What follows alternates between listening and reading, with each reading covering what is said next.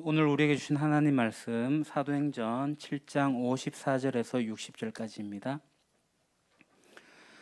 사도행전 제7장 54절에서 60절. 제가 가진 성경책은 신약성경 198쪽에 있습니다. 신약성경 사도행전 제7장 54절에서 60절.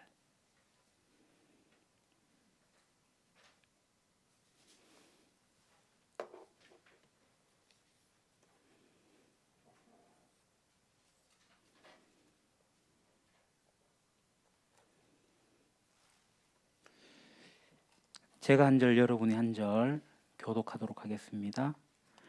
그들이 이 말을 듣고 마음에 찔려 그를 향하여 이를 갈거늘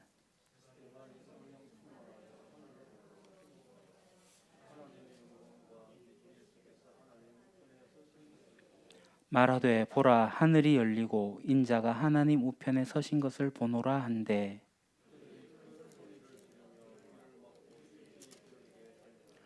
성 밖으로 내치고 돌로 칠세 증인들이 옷을 벗어 사울이라 하는 청년의 발 앞에 두니라.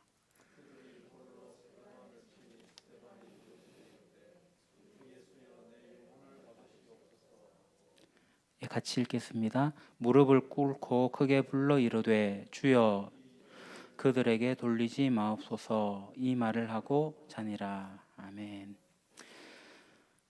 사실 우리가 교회 생활을 하는 것과 초대교회, 예루살렘 교회, 초대교회에서 신앙생활 하는 거 별로 다르지 않습니다. 초대교회로 돌아가자라는 오늘날 한국교회의 기치가 있긴 하지만 사실 초대교회는 완전한 모델교회도 아니고 성숙한 교회도 아닙니다. 다만 말 그대로 초대교회는 예수님의 진리에 입각하여서 세워졌다는 것, 그것이 중요합니다. 그래서 오늘 우리 교회도 예수님의 말씀, 그 진리의 말씀에 입각하여서 오늘날 교회도 세워나가야 할 것입니다. 그래서 우리가 꿈꾸는 교회는 초대교회이긴 하나 성경적 교회, 하나님이 주인 되시는 교회를 꿈꾸고 있습니다. 예루살렘 교회가 세워졌어요. 그런데 이 교회 내부에 문제가 발생했습니다. 무슨 문제냐면 구제 문제, 분배 문제입니다. 이것으로 초대교회에 파벌이 생겼어요. 히브리 과부파와 헬라 과부파의 갈등입니다. 사실 이 파벌 싸움, 이 병이죠. 이 사도행전에 심심찮게 등장을 합니다. 자주 발생해요. 이 당을 짓는다. 당 짓는 일은 인류 전체의 고질병인 것 같습니다. 이 파벌이 싸움이 일어났지만 갈등이 있었지만 이내 이 갈등은 곧 바로 해결이 되어져요. 자, 헬라파 유대인들 그 과부들이 불만을 토로했기 때문에 교회 공동체가 바로 즉시 모여가지고 일꾼을 뽑는데 해결사를 뽑아요. 누구 뽑는지 아십니까?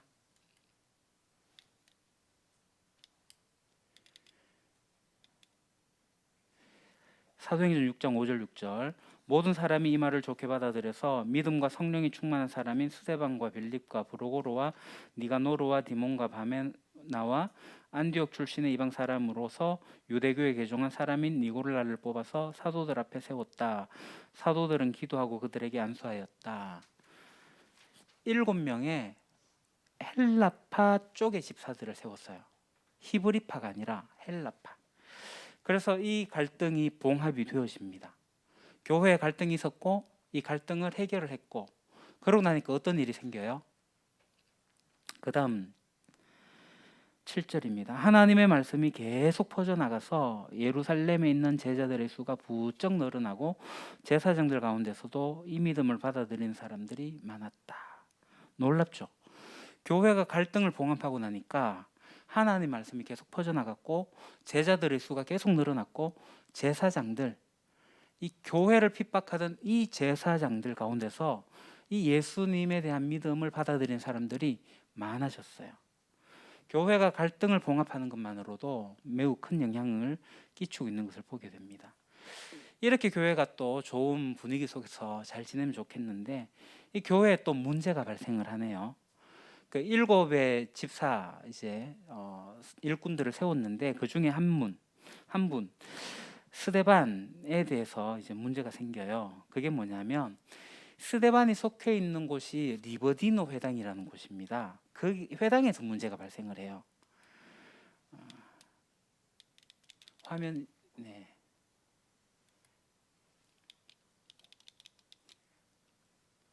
리버디노 회당이 어떤 곳이냐? 구레네인, 알렉산드라인, 갤리기아 그리고 아시아에서 온 자유인들이 다니던 회당이에요. 그러니까 이게 뭔 얘기냐면 여러 지역에 흩어져 있었던 사람들인데 이들이 종으로 있다가 자유를 얻게 되잖아요. 그래서 자유를 얻어가지고 예루살렘 조국에 들어와서 살아가는 유대인들이 모여 있는 회당.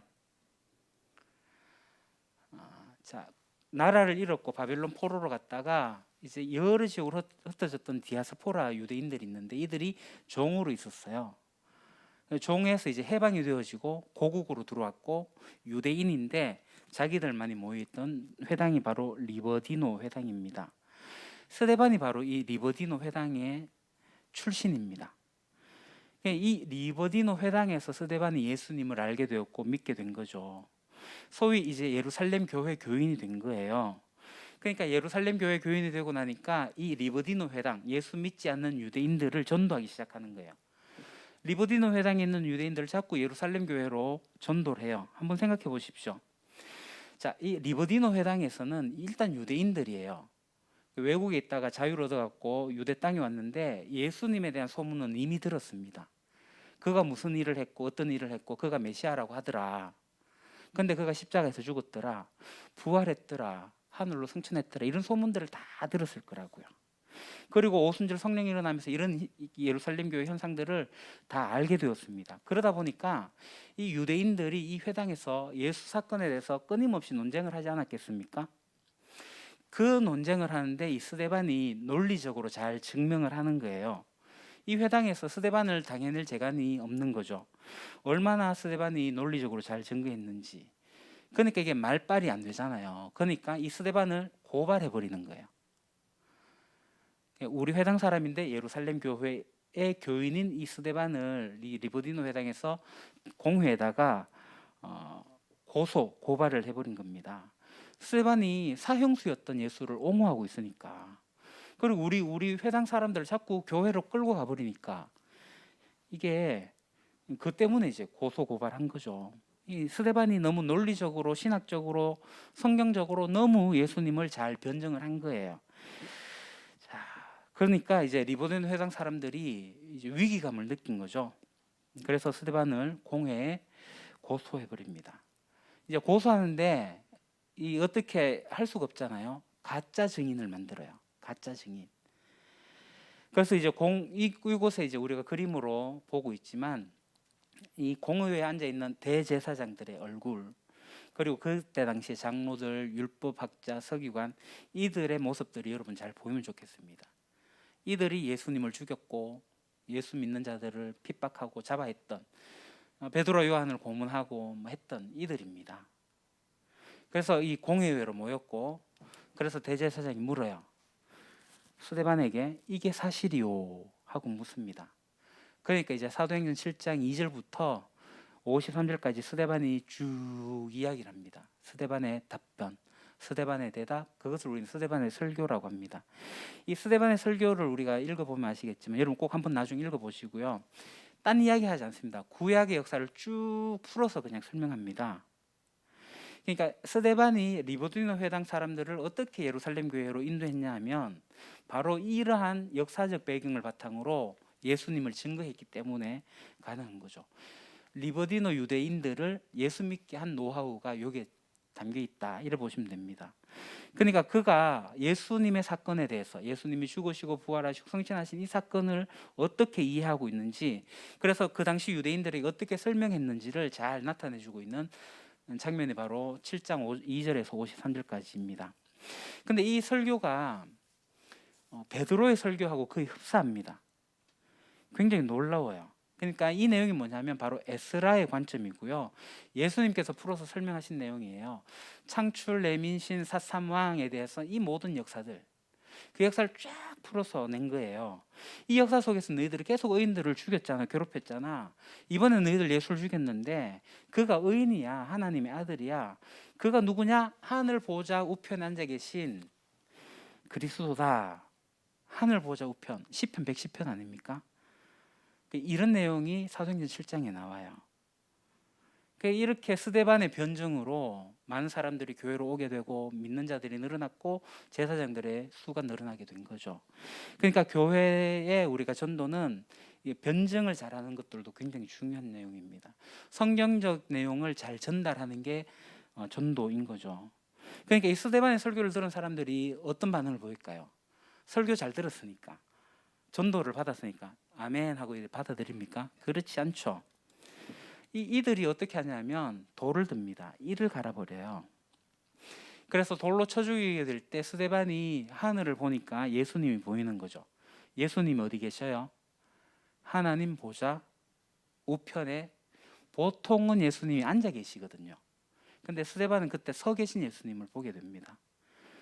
그 보좌에 앉으신 어린 양, 서 계신 그 어린 양에게 스데반은 가게 된 거죠. 그러니까 우리가 잘 아는 예수님의 포지션이 어디예요? 많은 성도들에게 그리스도인에게 예수님이 어디 계시니? 라고 물으면 내 마음속에요 라고 얘기를 해요. 물론 맞는 말입니다. 여러분, 예수님 어디 계세요? 맞아요.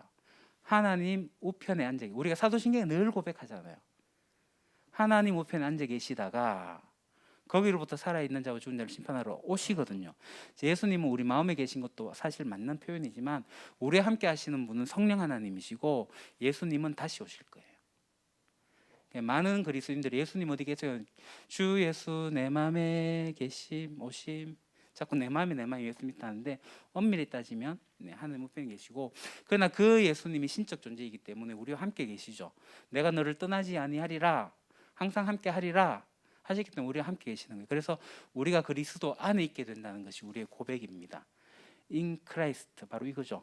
내가 그리스도 안에 있게 된다. 굉장히 성경적 논리를 잘 맞추는 스데반의 이야기입니다. 이게 이제 예루살렘 교회가 생기고 나서 교회에 생긴 가장 큰 문제, 이슈입니다. 스데반의 순교 사건이죠. 그래서 사도행전은 이 스데반의 순교와 함께 이어져서 쭉 12장까지 이 이야기들을 하고 있습니다. 순교 후에 일어난 사건들. 이 사건들이 이제 동시다발로 일어나게 돼요. 이 이야기가 사도행전 7장, 8장, 9장, 10장, 12장까지 읽어가시면 막 뒤죽박죽 섞여 있거든요. 역사적으로 한 흐름을 가지 않아요. 동시다발로 일어나기 때문에 그래요.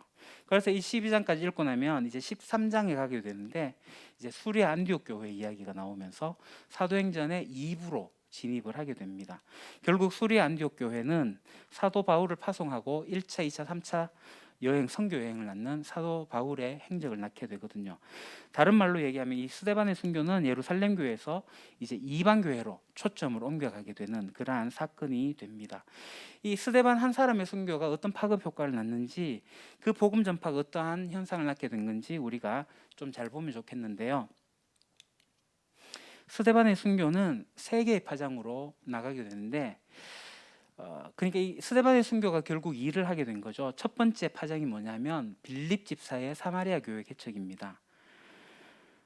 스데반의 일로 핍박을 받는 일들이 일어나자 이제 빌립 집사, 그러니까 7 집사 중에 한 사람이죠.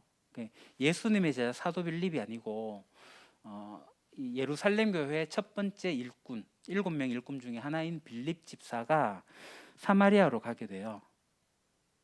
사마리아에 이제 교회에 개척이 되는 겁니다. 그래서 그 사마리아에 가서 복음을 전하죠. 이집트 구스 네시에게 복음을 전하기도 하고요. 그렇게 해서 사마리아에 이제 복음이 증거가 됩니다. 그 사마리아에 이제 교회가 개척이 되는 거예요. 그냥 사마리아에 교회가 개척되니까 예루살렘 본부에 있던 베드로와 요한이 이제 그 개척 교회로 가게 되는 거죠. 사마리아, 루따, 요빠, 가이사랴까지 베드로가 순회 신방 전도를 하는 것을 보게 됩니다. 그래서 이 가이사랴에서 고넬료를 만나거든요. 이 고넬료를 만난 사건은 매우 중요한 기록이죠. 이방 선교의 공식 기점이 되는 겁니다. 베드로가 로마 장교인 백부장 이 고넬료가 살고 있는 가이사랴를 방문하게 된 것, 사도행전에서 매우 중요한 위치를 차지하고 있습니다. 그 요바에서 보자기 환상을 보잖아요. 우리가 지금 다 보지 읽지는 못하지만 다 아실 거라 생각합니다. 보자기 환상을 보게 되거든요. 그 다음에 이제 고넬료를 만나러 가고 거기에서 놀라운 경험을 하죠. 이방인들에게도 오순절 때처럼 성령님 임하시는 것을 보게 됩니다. 그래서 베드로는 이 사건을 가지고 이제 예루살렘 교회에 와가지고 보고를 하게 되죠. 그래서 이 초대 교회 교리사에 굉장히 중요한 기록이 바로 이 사마리아의 복음이 전해지는 것, 이방인에게 성령님 임하시는 것, 놀라운 일입니다. 이게 스데반의 죽음으로 시작이 된 거예요. 여기에 있는 핵심이 뭐냐면 유대인이냐 헬라인이냐. 우리가 신약 성경에서 굉장히 중요하게 여겨지는 단어가 유대인 헬라인입니다. 나중에 예루살렘 총회가 모이는데 거기서도 주제가 뭐냐면 유대인이냐 헬라인이냐. 그러니까 바울 서신의 모든 주제도 유대인이냐 헬라인이냐. 그러니까 바울의 선교 1차, 2차, 3차 선교도 바로 유대인이냐 헬라인이냐 이거예요. 얼마나 중요한 내용인지. 이게 유대인 헬라인이 성경 전체의 골격과도 같다. 그게 뭐예요? 내가 너로 인해서 모든 민족이 복을 얻게 하겠다. 이게 유대인 헬라인인 거예요. 구약의 개념, 신약의 관념, 이게 그 관점이에요. 관점. 구원이에요. 구원. 유대인들에게만 구원이 있다고 생각했는데 이방인에게도 구원이 있다라는 거예요. 그래서 셋 계열만 구원받는다 생각했는데 가인 계열도 복음이 흘러가야 된다는 거예요. 하나님 나라가 이 세상 나라에 가서 하나님 나라가 이루어져야 된다는 거예요. 그게 유대인 헬라인이에요. 이게 성경 전체의 개념입니다. 너로 말미암아, 한 사람이 너로 말미암아 모든 민족이 복을 받게 된다. 만약에 이 고넬료 사건에서 베드로가 사용이 되지 않고 바울이 쓰임을 받았다면 어떤 일이 일어났을까요? 아마 예루살렘 교회가 이 이방인 성도들을 하나님 나라 백성으로 받아들이는데 좀 거리낌이 있거나 걸림돌이 되지 않았겠는가 그래 생각합니다. 왜냐하면 바울은 예수님의 직계 제자가 아니잖아요. 물론 환상 속에서 직접, 환상이라고 하지만 직접 바울은 예수님 만났다라고 고백을 하고 있고요. 근데 이 12사도들은 예수님과 함께 따라다녔던 사람들이었거든요. 그러니까 바울이 이 일을 하게 됐다면 예루살렘 교회가 이방인들을 쉽게 받아들이지 못했을 겁니다. 그러니까 공식적으로 이방인을 받아들이는 사람은 베드로다라는 거예요. 고넬료 사건 봐, 보자기 사건 봐, 이거 이방인들 받아들이는 거야. 이거 다 하나님께서 하시는 거야라는 것이 누가의 관점인 겁니다. 그러니까 이 누가는 사도행전에서 이걸 대서특별하고 있는 거예요. 자, 나중에 이제 사도행전 13장으로 가게 되면은 바울이 주인공이 되는데 그 저자 누가의 관점이 그쪽에 미리 포석을 하고 있는 장면이라고 보면 됩니다. 그래서 성령님이 이방인에게도 오셔서, 그러니까 우리가 이방인에게도 복음 전하면 돼. 율법도 중요하고 모세오경도 중요하고 안식일도 중요하고 할례 받는 것도 중요한데 그거 아니야. 그거 아니야. 복음이고 성령님이야. 라고 하는 겁니다. 사도 바울이 이런 진리를 전하게 될 때 유대인들이 이 문제 가지고 엄청나게 사도 바울을 핍박하는 것을 보게 돼요. 자, 두 번째, 바울을 대비시키느라 흐르는 라인입니다. 이제 우리가 스데반의 주교 12장까지 이제 바울의 이야기가 나오거든요. 바울이 예수님 만난 장면이 나오잖아요. 바울은 리버디노 회당과 관련이 있었던 사람임에 틀림없습니다. 아마 스데반의 저격수 중에 한 사람이었을 거예요. 증인들의 옷을 맡는 역할을 했으니까요. 그러니까 증인들과 내통하는 자였겠죠. 그러니까 사도 바울은 예수님을 믿는 사람을 잡으러 가다가 다메섹 도상에서 부활하신 예수님을 직접 만납니다. 그걸 회심을 하게 돼요. 그리고 회당에 바로 와가지고 예수님을 입증합니다. 그런 다음에 그는 곧 여러 회당에서 예수가 하나님의 아들이심을 선포했다. 예수님을 만나고 나서 바울이 바로 예수가 하나님의 아들이다 라고 선포를 해요. 그리고 바울은 다메섹을 떠나갑니다. 아라비아로 갔다가 다시 예루살렘으로 왔다가 그의 고향인 다소로 가는 내용이에요. 바울이 이러한 여정을 알고 있었던 사람이 누구냐면 바나바예요. 바나바. 그래서 바나바가 안디옥에 갔다가 다소에 있는 바울을 초청하거든요. 그래서 바나바와 바울이 안디옥 교회의 핵심 멤버가 됩니다. 그게 이제 13장 이야기예요. 자, 이게 이제 바울을 등장시키기 위한 포석이 이제 9장에 그렇게 나오게 되고요. 자, 세 번째 파장이 있습니다. 스데반의 순교의 세 번째 파장은 안디옥 교회 설립자들의 사역입니다. 자, 스데반이 순교를 당하고 이제 기독교인들이 핍박을 받게 돼요. 그러다 보니까 예루살렘을 다 떠나가잖아요. 여러 사람들이 이제 살 곳을 찾다가 찾아간 곳이 안디옥입니다. 베니게 구부로를 거쳐가지고 안디옥에 이르렀거든요. 네. 예루살렘에서 구레네는 이쪽이고요. 베니게는 이쪽입니다.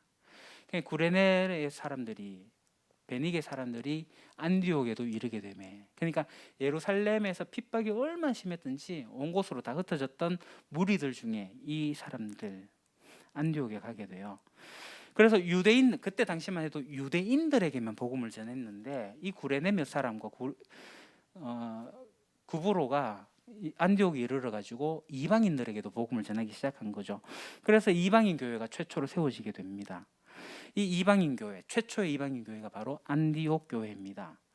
그래서 1차, 2차, 3차 선교 여행을 하게 된 교회가 안디옥 교회입니다. 이 스데반이 아니었으면 절대로 일어나지 않았을 이 내용들입니다. 결국 스데반은 순교를 하게 되었지만 파장이 3개로 나오게 돼요. 결국 이 파장이 3개로 끝난 게 아니라 3파, 만파가 되어져 가지고 오늘 우리에게까지 그것이 오게 된 거예요. 그러니까 스데반의 순교의 파장으로서 안디옥 교회가 세워졌다. 그래서 안디옥 교회는 13장부터 핵심 교회가 됩니다. 그래서 13장부터 시작되는 제2부 바울의 1차 선교, 2차 선교, 3차 선교, 이 선교 여행의 기점이 됩니다. 그래서 안디옥 교회에서 파송을 해요. 기도해가지고 선교사로 파송을 해가지고 선교 여행을 하고 돌아오면 1차, 또다시 안디옥을 떠나면 2차, 또다시 안디옥을 떠나면 3차, 이런 식으로 바울의 여행이 됩니다. 표에는 4차까지 되어 있는데 마지막 로마에 잡혀가는 것을 4차, 왜냐하면 로마에 잡혀가면서도 복음을 전했거든요. 4차까지 이렇게 표현을 하는 겁니다. 그러다 보니까 이 13장에 가기 전에 사도행전 11장 27절에서 12장에 사도 바울의 1차 선교 여행이 되기 전에 있었던 내용들이 있는데 13장으로 가기 이전에 워밍업 정도로 해서 이 부분들 여러분 나중에 한번 읽어보시면 되겠어요. 1차 선교 여행을 하기 이전에 작업 워밍업이구나라고 생각하시면 됩니다. 자, 1차 선교 여행을 하는 사람이 누구라 했죠? 혹시 아십니까? 바나바와 바울과 바나바의 생질인 마가 요한이 같이 가게 돼요. 자, 그래서 1차 선교여행이 이렇게 3명이 출발하게 되는데 그 1차 선교여행을 가기 전에 있었던 일이 바로 여기 사도행전에 있거든요. 무슨 일이 있었냐면은 헤롯 아그리파 1세가 죽어요. 로마 황제 글라우디오와 함께 교육을 받았던 사람이고요. 그 로마 황제와 친분이 있던 관계로 이 대헤롯이 다스리던 그 땅을 전부를 통치하는 그러한 위치까지 가게 됩니다. 과거에 분봉왕들이 있었는데 그들을 다 제거해버리고 왕이 된 거죠. 이 대단한 사람이 죽어요. 충이 먹어서 내장이 썩어 들어가서 죽었다고 합니다. 매우 일찍 죽었어요. 그래서 어린 왕자가 대신해서 왕위를 잇게 되는데 이게 헤롯 아그리파 2세예요. 그 100년까지 헤롯 아그리파 2세가 통치를 하게 됩니다. 그리고 이 아그리파 2세로 인해 갖고 헤롯 가문은 이제 역사 속에서 사라지게 됩니다. 이 헤롯 아그리파 1세가 정치적으로 인기를 얻기 위해서 유대인들의 환심을 얻어야 되잖아요. 그래서 유대인들의 적이 누구예요? 기독교인들. 그 중에 한 명 야고보를 처형합니다. 칼로 참수를 해요. 야고보가 죽은 이유가 기록되지는 않았지만 이 야고보의 죽음을 기뻐한 이들이 있었으니 대제사장 그룹이었습니다. 헤롯은 이 야고보의 죽음을 유대인이 기뻐하자 이제 베드로도 잡아야 넣어야지 해갖고 베드로를 또 감옥에 투옥합니다. 이러한 교만 때문에 결국 하나님의 진노로 헤롯 아그리파가 죽어요. 가이사랴 바닷가에서 있었던 연극장에서 축제 경기에 참석했다가 복통으로 급사하게 되죠. 자, 바울이 이제 안디옥에 있잖아요, 그죠? 바나바와 바울이 안디옥에 있다가 예루살렘에 구제 헌금을 전달하러 가거든요. 그 구제 헌금으로 전달하러 예루살렘 교회에 가 보니까 예루살렘 교회 수장인 야고보는 참수당했고 베드로는 감옥에 갇혀버렸고 그러다가 그 아그리빠도 죽어버렸고 뭐 굉장히 뒤숭숭한 그런 시대적 상황이에요. 그 사이에 예루살렘 교회가 무엇을 했을까요? 합심기도했습니다.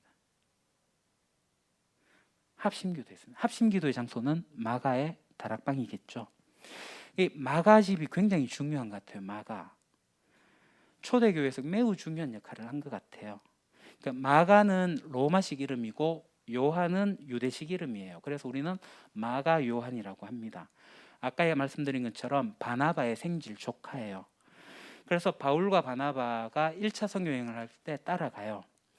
이 마가 요한이 바로 마가복음의 저자입니다. 자, 마가복음, 예수님의 행적을 기록한 이 마가는 예수님 당대의 사람이 아니고 예수님 돌아가신 이후에 그 다음 후대 사람이라고 생각하시면 됩니다. 아마 이 예루살렘 교회에 안디옥 교회가 헌금을 전달하러 갔다가 이 마가 요한을 데리고 안디옥으로 돌아온 것 같아요. 그래서 이제 여행을 같이 가게 됩니다.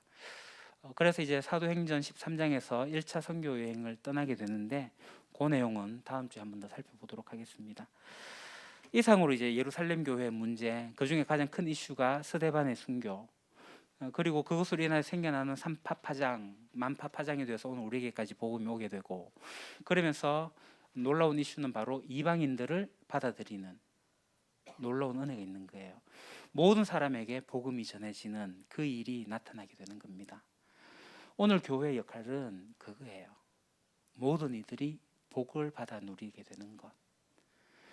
그것이 역동적으로 기록된 게 사도행전의 이야기입니다. 초대교회 말 많고 탈도 많고 문제도 있었던, 그래서 여러 가지 많은 핍박을 받았던 그러한 교회지만 성경에 기초하여서 세워지고 또 그렇게 성숙해 나가고 있는 과정 속에서 교회가 잘 자라나고 있는 것을 보게 됩니다. 우리가 이 성경을 보시면서 초대교회처럼 하나님의 말씀에 입각하여 우리 유림교회가 잘 세워지기를 소망합니다. 기도하겠습니다. 하나님, 우리가 사도행전의 교회가 세워지는 것들을 보면서 오늘 우리가 교회가 감당해야 할 몫을 감당하기를 원합니다. 이 땅에서 교회가 일어나서 아버지의 사랑으로, 아버지의 능력으로 서로 하나 되어서 그 빛을 비추기를 소망합니다. 아버지의 사랑, 모든 민족으로 복을 받아 누리는 일이 우리 유림교회를 통하여 나타나게 하옵소서. 예수님 이름으로 기도합니다. 아멘.